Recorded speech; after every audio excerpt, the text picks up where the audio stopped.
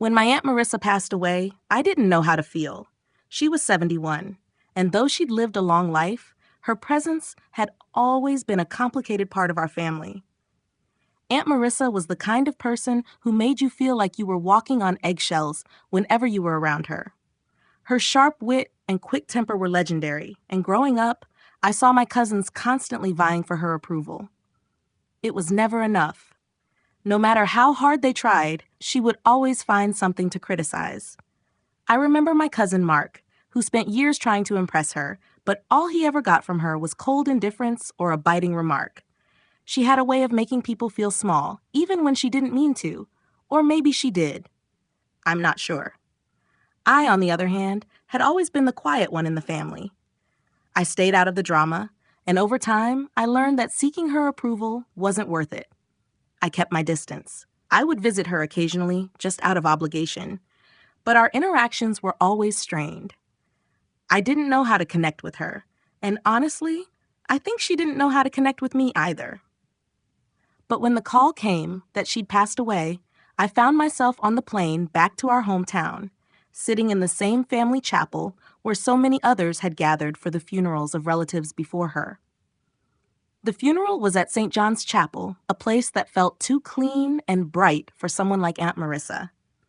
The air in the room was thick with discomfort as I sat in the front row, surrounded by family members who seemed just as unsure of how to handle the situation as I was. My cousins were fidgeting in their seats, stealing glances at each other, and my parents were keeping their distance, lost in their thoughts. No one wanted to speak about Aunt Marissa, and I could understand why. She was a hard person to love, and if I'm being honest, there was a part of me that wasn't sure if I should even be there. But as the minutes ticked by, I realized that someone had to step up. There needed to be something, anything, to ease the tension in the room. After several minutes of silence, Mr. Simmons, the funeral director, asked again if anyone would like to say a few words. The request hung in the air, heavy and uncomfortable. No one spoke. The silence dragged on, and then, without really thinking about it, I stood up. My cousins glanced at me with surprise, but there I was, walking toward the podium, unsure of what I was going to say. As I stood there, facing the small crowd, my mind raced. I couldn't tell the truth, not really, but I also couldn't stand there and say nothing. So I did the only thing I could think of. I began to speak. I took a deep breath as I stood at the podium, the silence in the room pressing down on me like a weight I couldn't escape. I looked out over the small crowd, my family mostly, and a few neighbors who had come to pay their respects. They all waited for something, anything, to break the tension. I had no idea what I was going to say. The truth was, Aunt Marissa hadn't been easy to love. She wasn't the type to sit you down and offer heartfelt advice or tell you she loved you. Her love came in the form of biting remarks, unspoken expectations, and a constant feeling of never quite being enough. But there was something about her, something I couldn't deny, that kept me coming back. Maybe it was the fact that no matter how hard she pushed, I didn't need anything from her. I didn't need her approval. I didn't want her money or her praise. I had learned early on that seeking her favor was a losing battle, and in a strange way, that gave me a kind of freedom. So I began. Aunt Marissa had a way about her that made you think, even when you didn't want to. She was tough, yes, but underneath that, there was a kind of love for her family, though it wasn't always easy to see. My voice was steady, but I could feel my chest tightening. I could see my cousins in the front row, their eyes flicking between me and the floor. They didn't know where I was going with this, and neither did I. I kept going. Aunt Marissa didn't show affection the way most people do. She wasn't the type to hug you or say, "I love you," every time you left her house. But she taught me, in her own way, about resilience, about strength. She taught me to push through, even when things were hard. When I think of her, I think of someone who demanded the best from those around her. She didn't settle for mediocrity. I paused for a moment, taking in the room. The truth was, Aunt Marissa's strength hadn't always been a positive thing. It had often felt like a heavy burden, especially in family gatherings, where she criticized every small thing and made it clear that nothing anyone did was ever enough. Yet, I couldn't ignore that she had shaped me. I had learned how to stand my ground, how to face challenges head on, not because she taught me with kindness, but because I had to learn to survive her criticisms. I continued, she didn't always make it easy to love her, but I think that was part of the test. She pushed us all in ways that at the time didn't make sense. But now, looking back, I see that she did it because she wanted us to be strong, even when she wasn't always sure of how to show it. I felt the words flow out of me, unsure where they were coming from, but strangely grateful for the chance to speak. For the first time in a long while, I was trying to make peace with the complicated feelings I had for Aunt Marissa. She hadn't been a perfect person, far from it, but I realized that she had, in her own broken way, given me something I would carry for the rest of my life, a sense of self-reliance, a quiet strength that came from enduring her sharp edges without being consumed by them. When I finished, I stepped back from the podium, feeling a strange mix of relief and guilt. Relief that I had said something, anything, that acknowledged her impact on our lives, and guilt because I knew I had lied. I had painted a picture of her that wasn't entirely true, a picture of someone who loved unconditionally when the reality was much more complicated. But as I looked out at the room, I saw tears in my mother's eyes. My cousins looked less tense, and even Mr. Simmons, the funeral director, gave me a small nod of approval. I couldn't help but wonder if in some way I had given them all what they needed, closure, or at least the illusion of it. As I returned to my seat, I felt a strange weight lift off my shoulders. The eulogy was over, and for the first time I realized that maybe I had done something right, even if it was only for the sake of the people who needed it. After the service, as the last hymns faded and people began to trickle out of the chapel, I felt a strange emptiness settle over me. I had just spoken about Aunt Marissa, creating a version of her that wasn't entirely true, and yet, for some reason, I felt lighter. The weight of the silence had been suffocating, and for the first time I felt like I had done something that mattered, even if it was a small, simple act. But as the crowd began to thin, I caught a glimpse of a man standing by the back of the room. He was dressed in a sharp suit, probably in his late 50s, and had a calm but confident presence. I didn't recognize him, but there was something about him that made me pause. He smiled at me as I walked by and then introduced himself. "Mr. Scott," he said, offering a hand. "I'm Richard Lambert. I was your aunt's attorney." "Lucas," I replied, shaking his hand. I was still processing everything from the eulogy and the strange emotions swirling inside me. "Nice to meet you." Lambert's smile widened as he glanced toward the front of the chapel, where the casket still stood. "I must congratulate you on your eulogy," he said, his tone warm but measured. "That was unexpected. In a good way, of course." I blinked. "Thank you, I guess. I just thought someone should say something nice about her. It felt wrong to leave her in silence." He nodded thoughtfully. "You did more than that, Lucas. You gave her something she desperately needed. Dignity. Something she didn't always give to others in life." There was a pause before he added, almost as an afterthought, "I'd like to speak with you privately, if you don't mind. There are a few things regarding your aunt's estate that we need to discuss." I didn't know what to expect, but I agreed. I assumed he was going to talk to me about her will, which was probably the main reason I was there in the first place. I hadn't been particularly close to Aunt Marissa, and I certainly hadn't expected anything from her, so the idea of discussing an inheritance felt almost surreal. After all, I hadn't really thought I'd be included in her final wishes. The next morning, I found myself sitting in Richard Lambert's office, a plush, wood-paneled space that smelled of polished leather and old books. He greeted me with a firm handshake and motioned for me to sit across from him. "Mr. Scott, I'm sure you're wondering why I asked you to meet with me," he began, his voice calm and professional. "There's something you need to understand about your aunt's final years." I leaned forward slightly, confused but intrigued. "What do you mean?"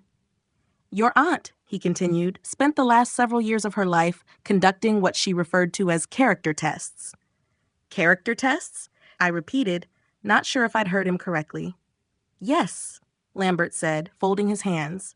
"She wanted to see who in her family would love her for who she was, not for what she could give, who would offer genuine affection without expecting anything in return." I sat back, trying to process this new information. The idea that Aunt Marissa had been testing us all this time, looking for some kind of proof of unconditional love, was beyond anything I had imagined. She had never shown that kind of vulnerability, at least not openly. In fact, she had always seemed so self-sufficient, so cold at times. She tested me? I asked, more to myself than to him, as pieces of the puzzle began to fit together in my mind. She did, Lambert confirmed. And you, Lucas, passed her final test. I didn't fully understand what he meant, but there was something in his expression that told me the answer was more important than I realized. I stared at Richard Lambert, trying to make sense of his words. I passed her final test? I repeated, unsure of what he meant. His gaze was steady, like he was waiting for me to understand something that was right in front of me. He nodded slowly. Yes, you did. Your aunt spent the last 20 years of her life trying to test her family, to see who would treat her with kindness and respect without expecting anything in return. She was looking for someone who would love her without ulterior motives, not for her wealth or for what she could give. And Lucas, she saw that in you. I felt a strange chill run through me. Aunt Marissa had always been tough, harsh even, and the idea that she was testing us like some kind of experiment felt almost surreal. She'd been a difficult person to love, and in my case, I distanced myself from her out of self-preservation.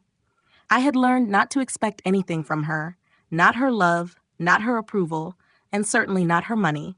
Yet somehow, despite everything, I had passed her test. I had shown her kindness without expecting anything in return, and that was something she valued.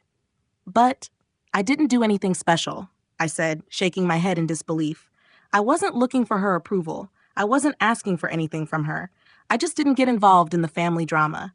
I kept my distance. Lambert's eyes softened. Exactly. You didn't need anything from her, and that was the key. Everyone else in your family, they only reached out to her when they wanted something. Money, favors, approval. But you, Lucas, you treated her like a person, not a source of wealth or status. You visited her, you listened to her, and you were there even when it was hard. I let his words sink in. All those years I had spent avoiding the emotional battlefield of our family, trying not to get hurt by her sharp words and high expectations, had somehow worked in my favor. It wasn't because I had been strategic. It was because I had treated her with a respect that went beyond the surface level, beyond the manipulations and harshness. I never expected anything from her, I said slowly, almost to myself. I just didn't want to be part of the competition. I saw how everyone else struggled to please her, and I realized it wasn't worth it. So I just kept my distance. Lambert smiled, a mixture of pride and understanding in his expression. That's exactly what she wanted. She didn't want people to love her for what she could give. She wanted to see who would love her despite everything else. And you were the only one who never tried to manipulate her or gain her favor. I sat back in my chair, trying to process this new reality. My aunt, the woman who had been so cold, so distant, had actually been testing me all these years. She had wanted to know who could love her for who she was, not what she could offer. It was a strange and bittersweet revelation. Richard reached into his drawer and pulled out a thick, sealed envelope. He placed it in front of me, and my heart skipped a beat. "This is for you," he said softly. "She left it for you in case you passed her final test." My hands trembled as I picked up the envelope, my name written in Aunt Marissa's familiar scrawl. I felt a mix of anticipation and anxiety as I slowly opened it. Inside, there was a letter, just a single page. I unfolded it, the words written in her neat, precise handwriting. "Dear Lucas, if you are reading this, it means you've passed my final test. I know I wasn't always the easiest person to love. I know I hurt people, including you, with my words and actions, but I also know that you treated me with respect and kindness, even when I didn't deserve it. You didn't ask for anything. You didn't seek my approval. And for that, I am grateful. I know that I pushed people away, that I was hard to be around, but the truth is, I was looking for something. I wanted to know who would still care for me when there was nothing to gain. And you, Lucas, you showed me that. I didn't realize it at the time, but I see it now. For your kindness, I leave you everything. My house, my savings, my investments, everything. Not because I want to reward you for your patience, but because I recognize the rare quality in you. You are the only one who didn't need anything from me. You treated me as a person, and for that, I am thankful. I hope this helps you build a future that brings you happiness.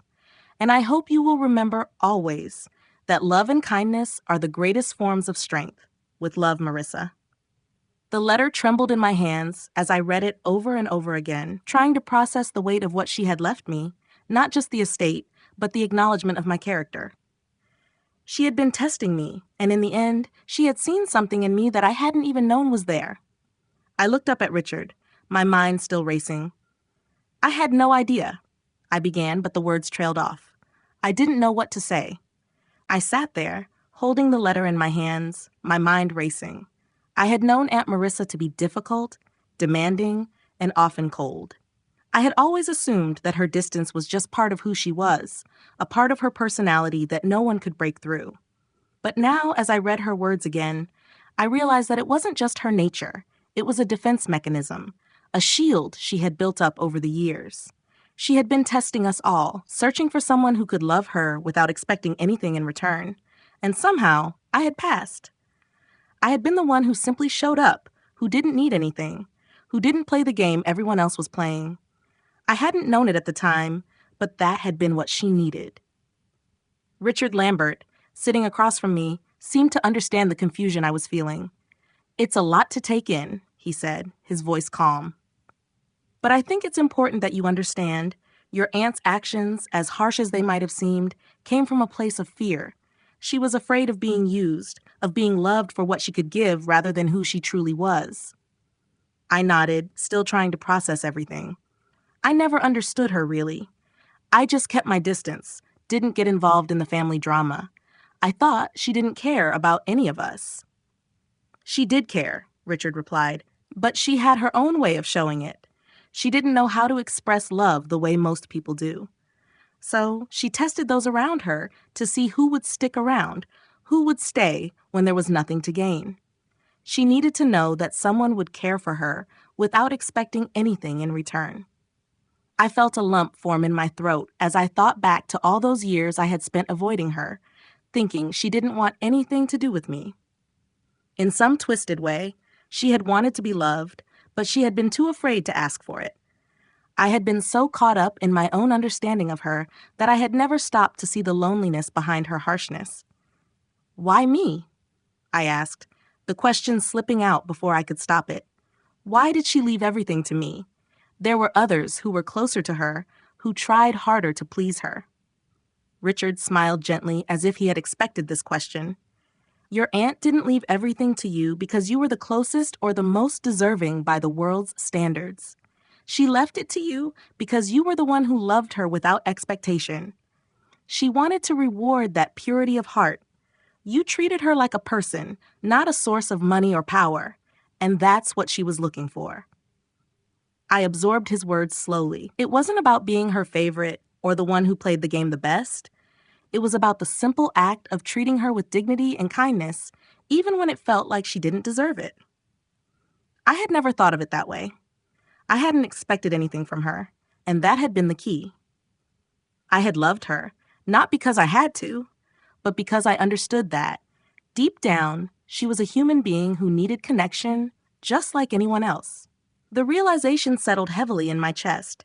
I had received this inheritance, not just because of some random act of kindness, but because I had given her something invaluable. The irony wasn't lost on me. I had spent so many years trying to avoid her sharp edges, never realizing that in doing so, I had unknowingly passed her test. Richard leaned forward slightly, his expression more serious now. "I understand that this might feel overwhelming, but I think it's important that you understand what your aunt really wanted from this whole process. It wasn't about money or possessions. It was about seeing if someone could love her without any strings attached, and you were the only one who did." I sat back in my chair, the weight of his words sinking in. I wasn't sure how to feel about the inheritance. The house, the savings, the investments, it was all a lot to absorb. But more than the financial windfall, I realized that the true gift she had left me wasn't material. It was the understanding that sometimes the people who are hardest to love are the ones who need it the most. As Richard continued explaining the logistics of the estate, I found myself lost in thought. I thought about Aunt Marissa, about how she had spent her life testing people, pushing them away, all because she was afraid of being hurt. I thought about how I had distanced myself from her, thinking she didn't care, when all along she had been quietly observing, waiting for someone to love her despite everything. And somehow, I had been the one to pass her test. When I finally left Richard's office, the weight of the inheritance was still sinking in. But it wasn't the money I was focused on. It was the lesson. I would carry that with me for the rest of my life. In life, the most meaningful connections often come from showing kindness without expecting anything in return. Don't be quick to judge others, especially those who may seem difficult or distant. Sometimes the people who appear the hardest to love are simply the ones who need it the most. Offer your compassion freely, even when it's not reciprocated, and you may be surprised by the positive impact it has, not just on others, but on yourself. True strength lies in loving others unconditionally, without ulterior motives, and understanding that everyone, even those who push you away, has their own struggles. The days after the meeting with Richard Lambert felt like they were moving in slow motion. I couldn't shake the weight of the letter from Aunt Marissa, nor could I fully absorb what had just happened. I kept replaying the conversation in my mind, trying to understand how everything had changed so suddenly. The estate, the inheritance, all of it was a lot to take in. But the more I thought about it, the more I realized that the money wasn't what mattered. It was the fact that Aunt Marissa had seen something in me that no one else had recognized. As I sat in my apartment later that evening, I found myself going through old photographs of family gatherings. I came across one from a Christmas when I was about 12. Aunt Marissa was standing in the background, a faint scowl on her face as usual, while I was sitting next to my cousins, trying my best to smile. I could remember the coldness in the air, the awkward silences, the way she never seemed to truly be part of the family, even though she was always there. I had never been close to her, but seeing her now, through the lens of everything I had learned, I felt a deep sadness for her. She had always been alone in a way, surrounded by family, but never truly connected. I ran my fingers over the edges of the photo and sighed.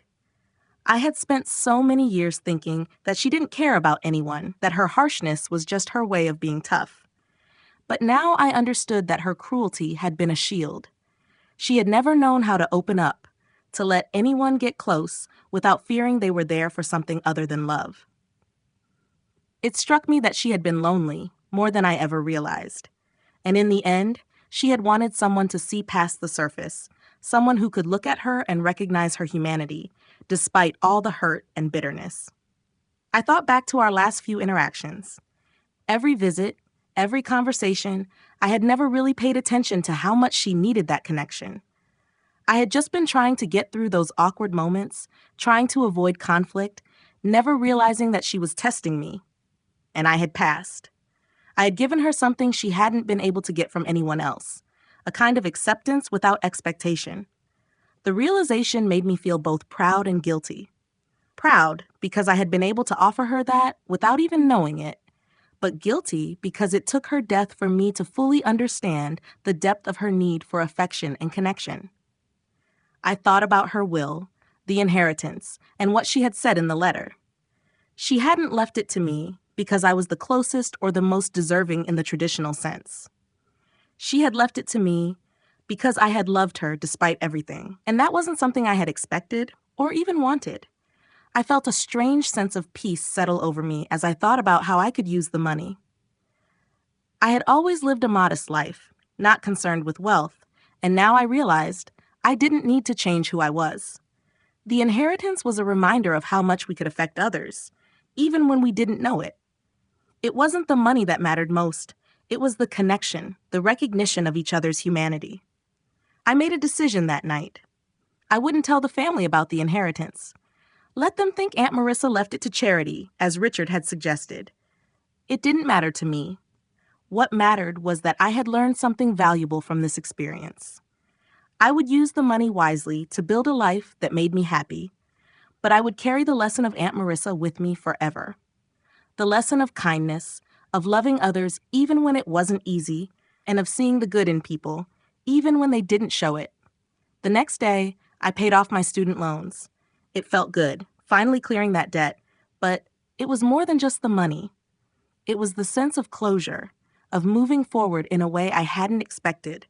I had been given the opportunity to start fresh, not just financially, but emotionally. I wasn't carrying the weight of bitterness or regret anymore. Instead, I carried the understanding that love, in whatever form it takes, is the most powerful thing we can give one another. And in the quiet moments when I think about Aunt Marissa, I don't feel anger or frustration anymore. I feel empathy.